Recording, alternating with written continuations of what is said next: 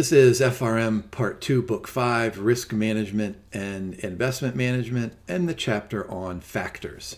Notice this Book 5 has the term investment management in it. So what I want to do is I want to give you a relatively quick example about investment management and portfolio selection and how it relates to factors. Let's suppose that you're forming your portfolio, right? And let's be even more specific. Let's suppose that it's part of your alternative investment portfolio and you want to invest in some wine for your cellar. And so in order for you to identify the good bottles of wine to include in your portfolio, you hire 3 wine tasters. One of them is yourself. And let's just suppose that you're just a regular casual wine consumer. Maybe you have a glass of wine with dinner, every night or two, and maybe you spend $10 or $12 on a bottle of wine. So you're one of the wine tasters and portfolio constructors, right?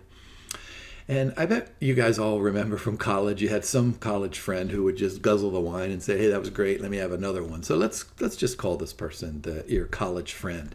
And then the third person is a wine connoisseur, all right? One who twirls the glass and then who smells the aroma and then smells the molecules around and then takes a sip and then smacks their lips and their tongue and gets their taste buds flowing. All right, so imagine this. So you're going to have your own recommendations. Your college friend is going to have his or her own recommendations. And the wine connoisseur, of course, will have his or her own recommendations. Now, here's the thing. If you invest in the market portfolio, you're going to include all of the wine bottles that you 3 have tasted. That's the market portfolio, right? It contains all of the wine out there or all of the financial securities out there.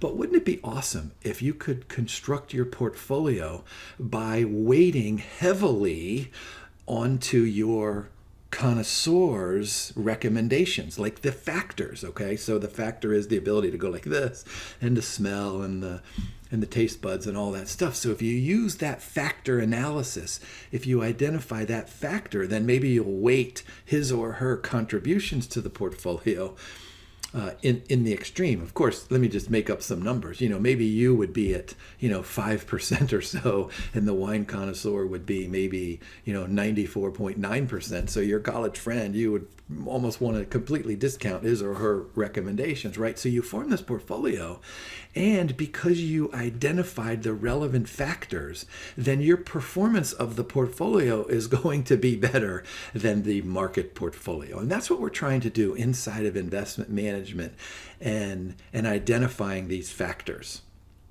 So let's go ahead and see if what the story I just told makes any sense about these learning objectives. Okay, process of value investing. Maybe that's going like this with the wine glass. Explain how macroeconomic risk factors, oh my gosh, we have things like changes in GDP, inflation, and interest rates, and probably volatility. How do those risk factors affect the performance of our individual assets and then, of course, the portfolio?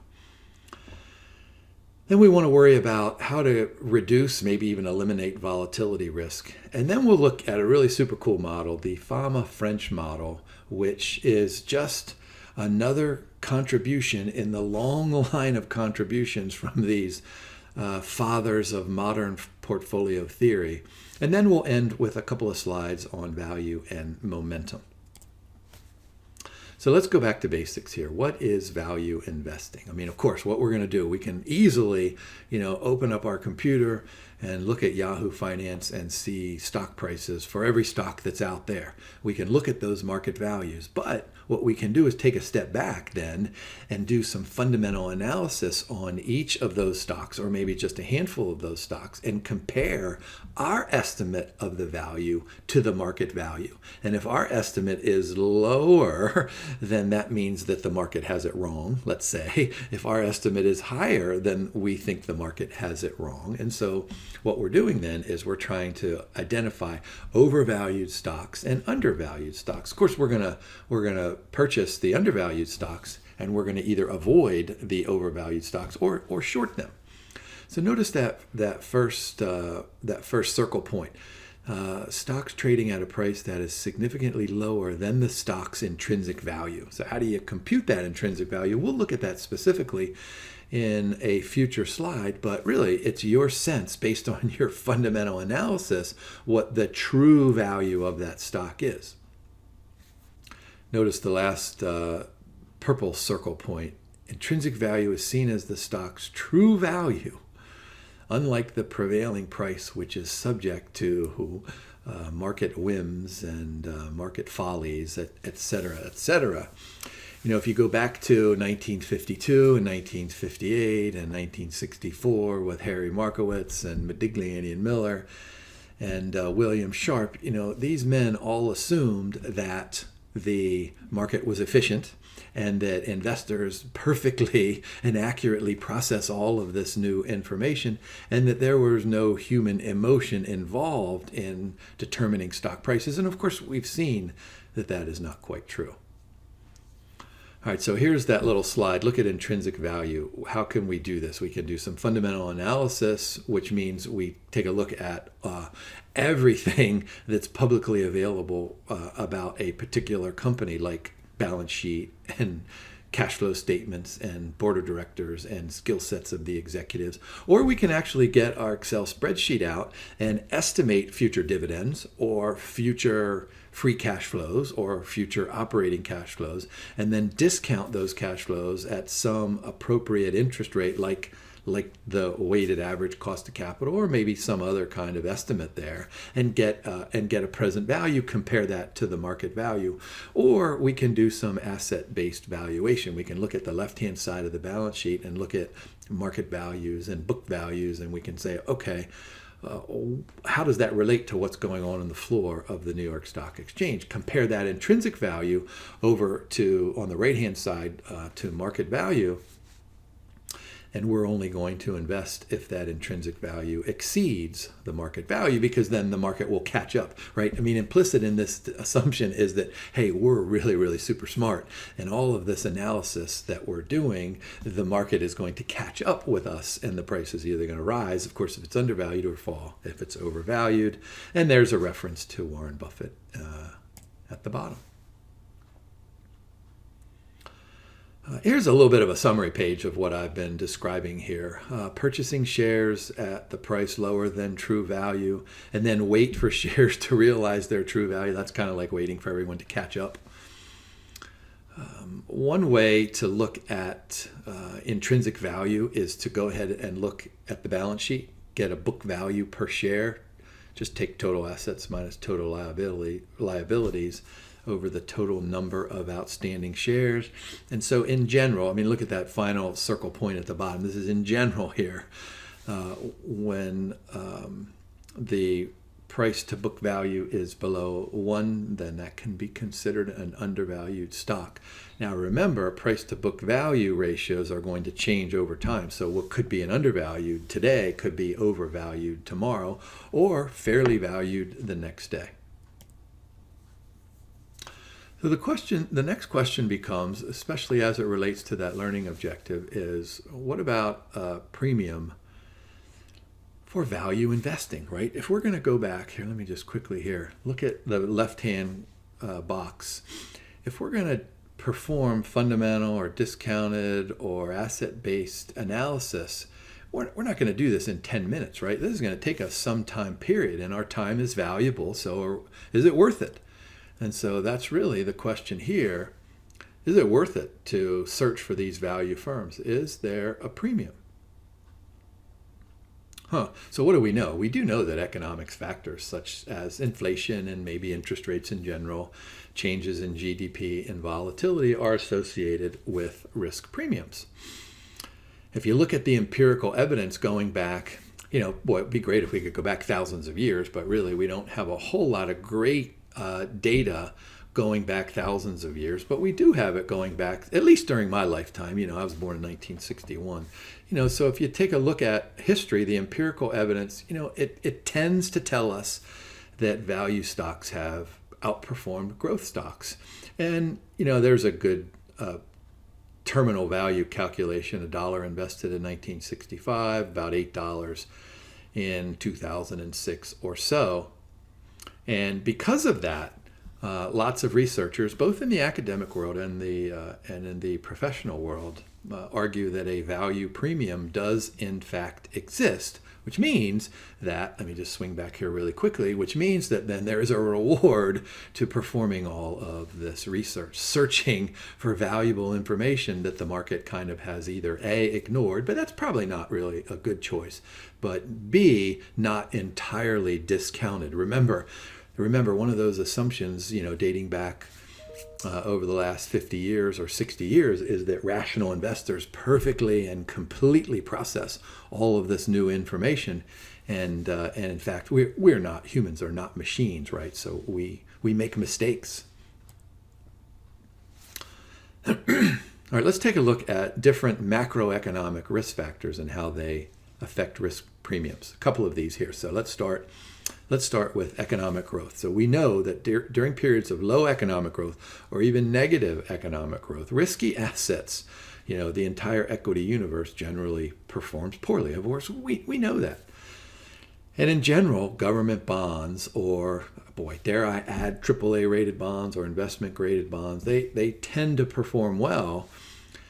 And we hear this when we watch TV or read the Wall Street Journal all the time, the flight to safety. So we go to the New York Stock Exchange and we sell our risky assets because, the macro economy is crashing down upon us. So we don't want to hold these risky securities. So we sell over the floor of the New York Stock Exchange. And then we go to the U.S. government security dealers market and we say, what do you got over here? And so we bid up those prices. Safety of principal, of course, and lower volatility. Government bonds are considered the most secure, outperform corporate bonds. All right, we know all of that stuff. So what are the implications here? So if investors are highly risk averse, whether it's ability to take risk or willingness to take risk, if they cannot bear large losses during periods of low growth, then they should probably avoid the equity market and invest in bonds. Investors, on the other hand, younger investors, I tell my students this all the time, especially my undergraduates who are, 20 or 22 years old, is that when you get your first paycheck for your first job, don't spend it. Go invest it in, some kind of a mutual fund, an equity index, and then just forget about it. And you can weather the ups and the downs over their remaining working life. And so that, let's suppose they get $1,000 in that first weekly paycheck. Oh, a weekly? 52,000. Yeah, some of my students can make 50,000 a year. So that, then by the time they retire, maybe they'll have $1 million or $1 billion. Probably not, but you get my point. And look at the final circle point down there. An equity investor willing to take losses in the short term stands to gain in the long term. And this is what we hear all the time. I've heard this throughout my adult life. Let's go back to 1987. Some of you probably were born then. But in 1987, we had this huge stock market crash. And all of the wealth managers said, there's no reason to have a heart attack. It's going to come back. And sure enough, it did. And then we had the same thing during, those recessions, in the early 90s. Let's not worry about those things. And then 2008, let's not worry too much about those. And then COVID in 2020, let's not worry about those. So the idea here is about this economic growth is that, over time, the U.S. economy and global economies, they tend to expand because the individuals who are moving, the driving force behind the economy, are innovators or hard workers, right? We do whatever it takes to be able to pay our mortgage and to help our families. And so doing that moves the economy to expand over time. Boy, how is that for a combination of a macroeconomic lecture and an investment management lecture? A couple of interesting tables that are shown inside of the textbook. Here are the major classes down the left-hand column and their performance during U.S. economic recessions. This is fairly interesting because, most of these, the majority, 4 out of 6 of these have positive average returns. Now, of course, look at gold back in 1973. I mean, you could almost throw that out because we had an oil crisis and we had, price controls and we had all sorts of stuff going on back then. But my, oh my, 83%.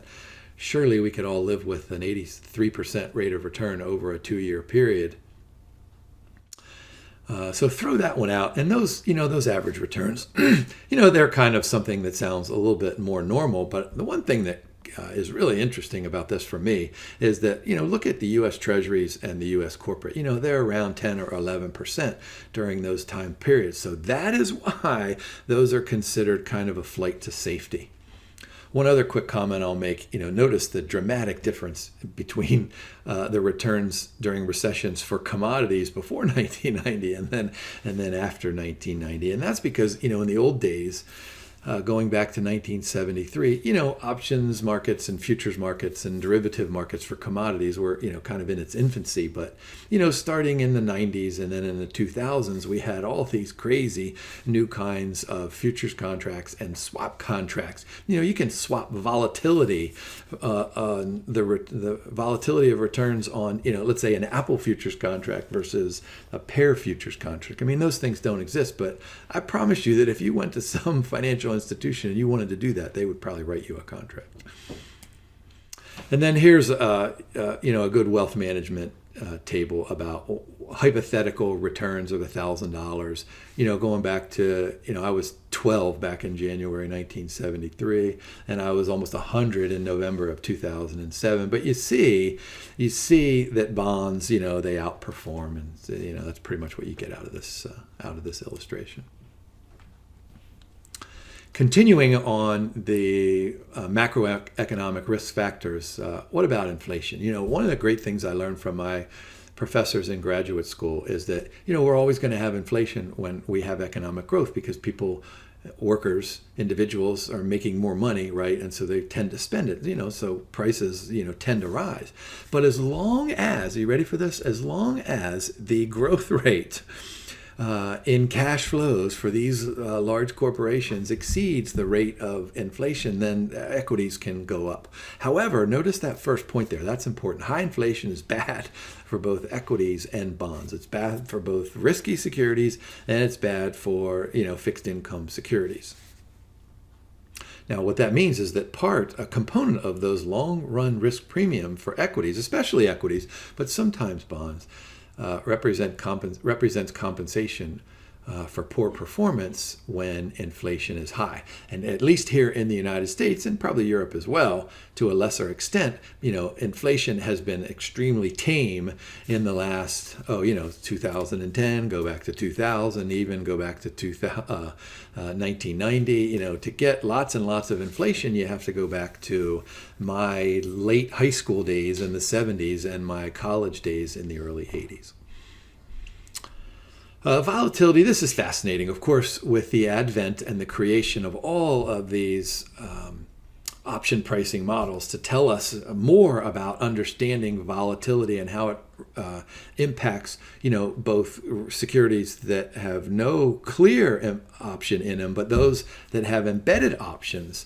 But this is what we know, that stocks generally perform poorly when volatility is rising. This is why when you flip on the TV and you see stock markets crashing, they go to the volatility index and they say look at this thing, it's spiking. So when that's spiking, stocks are generally falling because that's an indication that risk factor, something is out there that is causing this uncertainty.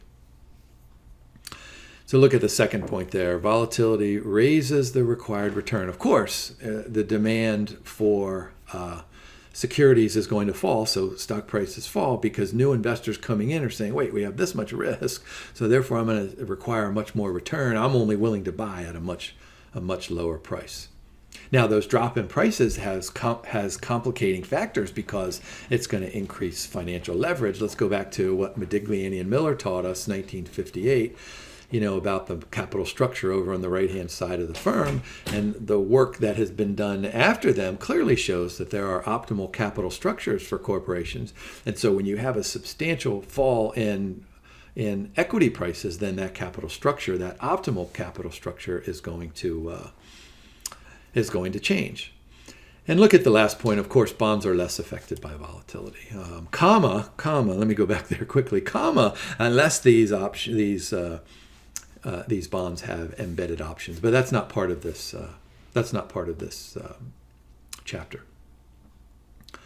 How about productivity shocks? We wake up in the morning and all of a sudden we learn that businesses and individuals are producing less. When did this happen? Oh my gosh, let's go ahead and scratch our head. How about February and March of 2020 when the economy was shut down for COVID? All right, so stock prices fall. I don't have to even bold that there. Stock prices fall. We know what happened in March of 2020. However, on the other hand, in periods of improving productivity, how about what happened during the late summer and early fall of 2020 when in the United States and elsewhere we had tremendous increases in productivity? I mean, that of course was because we had such bad productivity back in early 2020. And how about shocks to labor output? I read a fascinating article recently that the expected birth rate in the United States during 2020 is supposed to fall. I think that was kind of the opposite of what people may have thought, that we're all going to be inside. Maybe people will have more children, but I don't know that that has really materialized. But nevertheless, of course, there is this macroeconomic risk factor about a demographic risk when in fact large percentages of the population retire. And not only do we lose that productivity, but then those retired workers then are going to probably demand different kinds of portfolio because their ability to take risks and maybe even their willingness to take risk will fall. And then the last one, political risk. This type of a risk has really changed, especially during the last, since 1990 and onward, where politicians are increasing regulations and increasing their footprint into lots and lots of the business society. So when you have increases in political risk, you're going to have increases in risk premiums. Now, here's a really simple answer to that one learning objective about how we can reduce or potentially eliminate volatility risk. And one of the most obvious answers to that question is, if you don't like volatility, then don't invest in risky securities, whether they're equities or derivatives or fixed income securities. But what the chapter then suggests, of course, is the obvious notion that investors who want to avoid volatility should increase their percentage of investing in bonds. The caveat to that is that bonds, they're not always the solution to performance during economic contractions. Now, the other side of that is to maintain investment in risky assets, but just go ahead and buy protection. It's called a protective put for a reason. You own a risky stock and you buy a put option written on that risky stock and you protect. I mean, essentially what you do is you establish a floor under which the value of your two asset portfolio, right, the risky asset and the put option, will never fall below. What are the challenges? Boy, whereas selling volatility produces high stable payoffs, the seller is exposed to large negative return if indeed the market crashes. But then go flip back up to above the question mark. Do you really want to buy these out of the money put options to protect yourself, knowing that they're probably going to expire worthless? So I think there's an artistry to this. In reading lots of research on, how to efficiently create an optimal protective put can be too costly, or it can be a total waste of time. So you've got to balance those marginal costs and marginal benefits.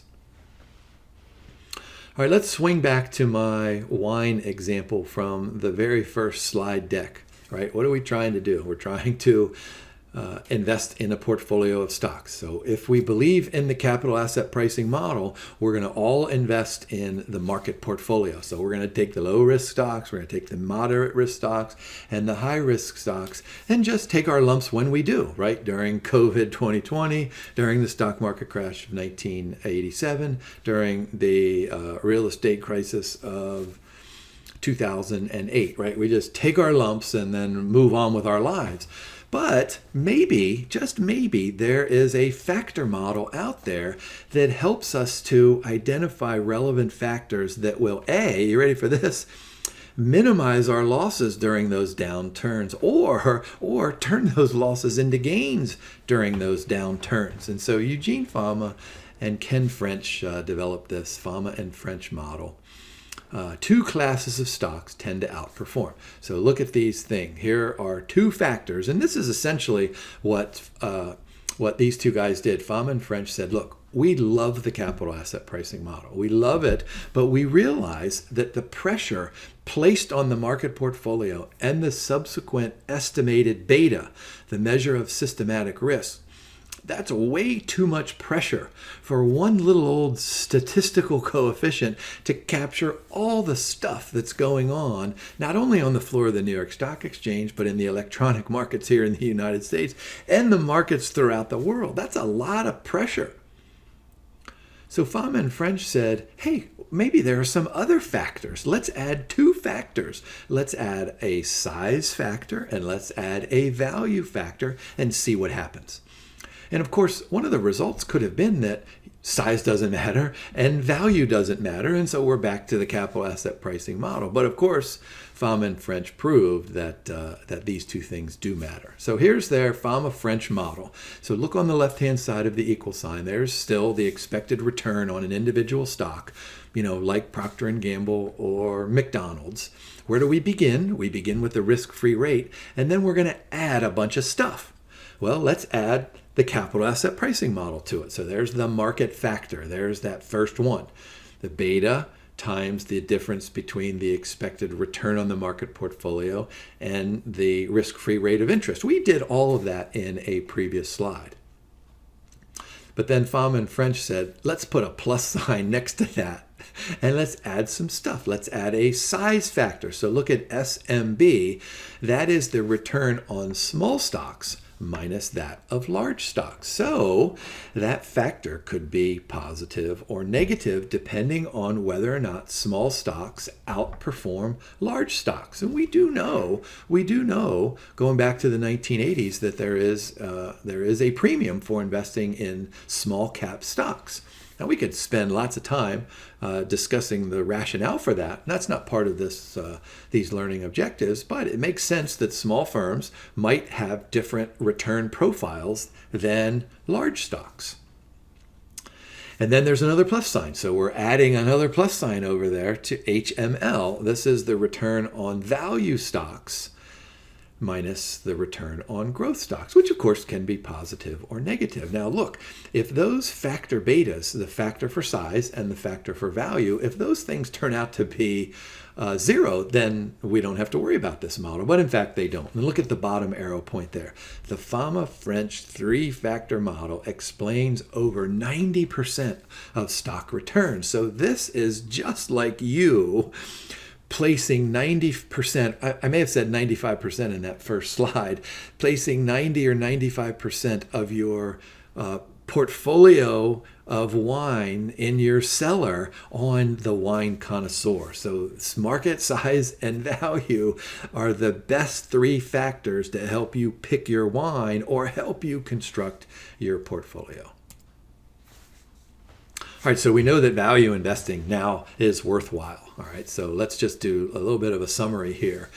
Going long on stocks that have low prices and shorting stocks with high prices is some general value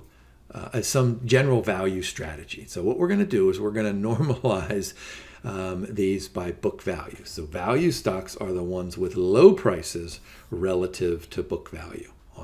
On the other hand, then growth stocks are those that have high prices relative to book value. Let's take a look at some theories on this value premium. So let's call this the rational theory. Here's the issue. We know that value stocks, they tend to move together, right? They probably have higher correlation coefficients than one would expect, even considering that they're in different industries. So they perform well together or they perform poorly together. So once again, we bring in that specter of correlation and the copulas into our value premiums. Now, this is what we know. Some risk factors like investment growth, labor income risks, non-durable or luxury consumption, or housing risk, we know that those factors affect value stocks. So what we need to do is make sure that we perform our due diligence to go back and find out, okay, how exactly do each of those risk factors impact our value stocks? So value stocks sometimes perform poorly, and that value premium then is compensation for these periods of prior performance, for losing money during poor economic times. That's called the rational theory.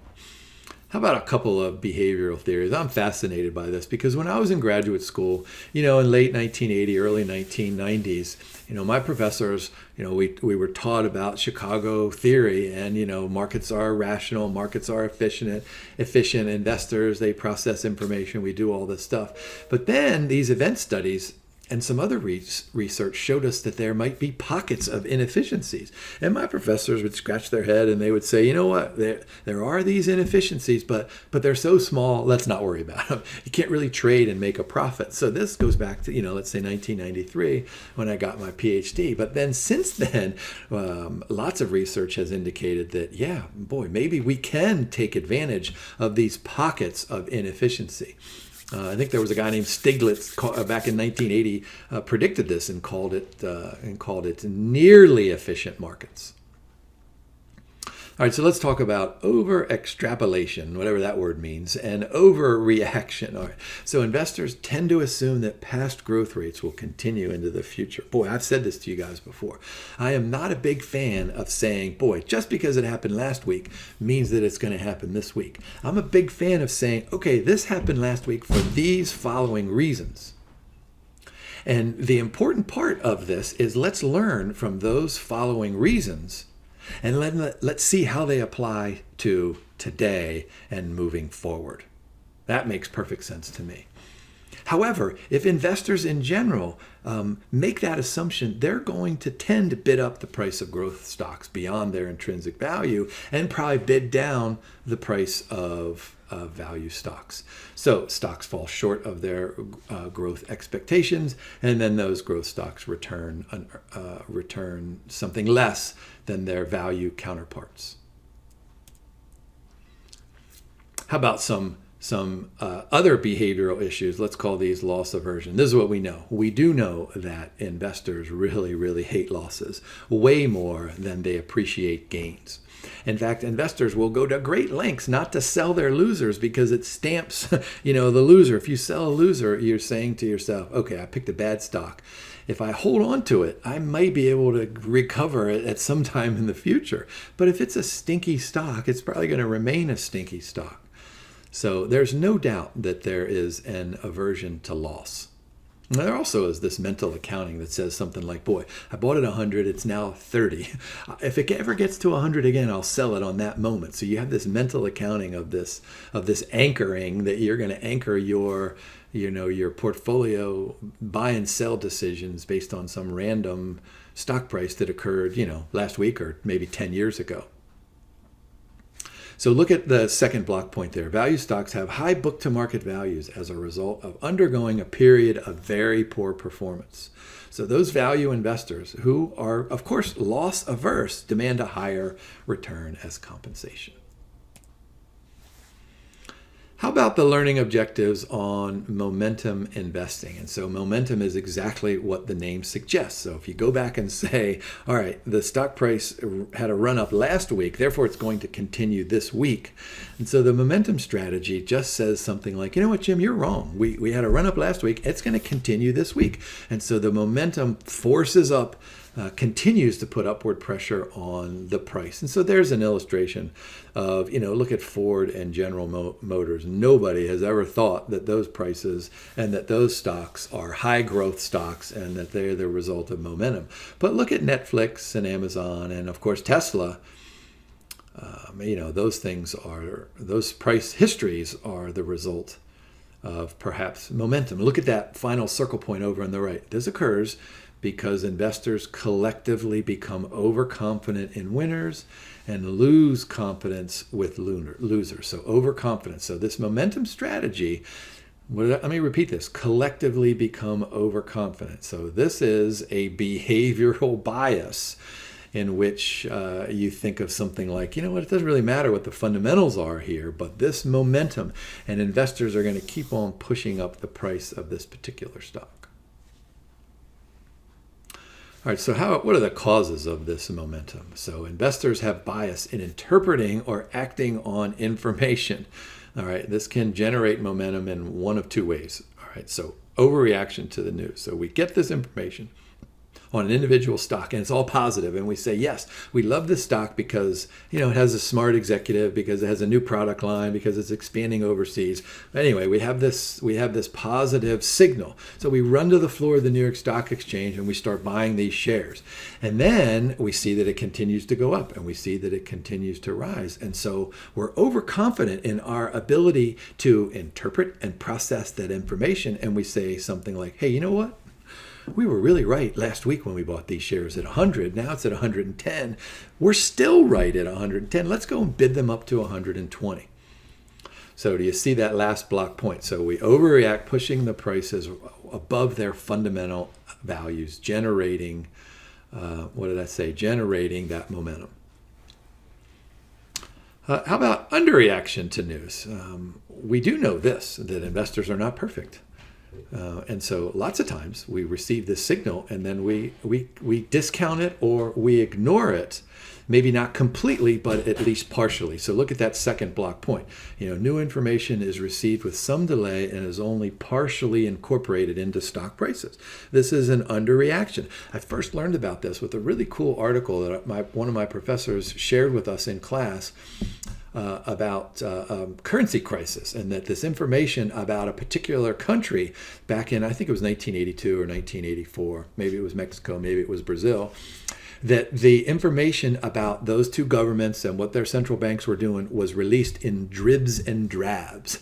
I remember my professor used that term, dribs and drabs, and he was really, you know, dribs and drabs didn't seem like irregular words that should have come out of his mouth. But look at the bottom block point. Stocks gain momentum as investors gradually come to terms with new information. And so if each drib and drab is positive, right, then the next drib and drab is expected to be positive. So investors, then they just go ahead and bid up the price. Now, what are these momentum risks? Let's look at one of those final learning objectives, right? The tendency toward crashes, right? So if we continue momentum, then here, let me go back to, where was that? Tesla. All right, so look at Tesla. Yep, Tesla. And so look, you know, from 2019 to 2020, you know, look at Tesla. Is there, you know, if you just, you know, do some regression analysis there, you're going to have a high beta. And so that price is going to go way up, way up, way up. Of course, those are returns there on the left, but, you know, that's a result of those higher prices. You know, can it continue that momentum indefinitely? And the answer is probably no. And then finally, government or policymakers may interrupt momentum through their actions. So this is what I was saying earlier about political risk. And this was what, you know, regulations and taxes and tariffs and, you know, all sorts of central bank interventions can interrupt momentum. So those are two really good questions on momentum risks. And that concludes our chapter on factors. This was a lot of fun for me. I don't know that either one of those 5 learning objectives is more important than the others. I would, however, emphasize the Fama-French model.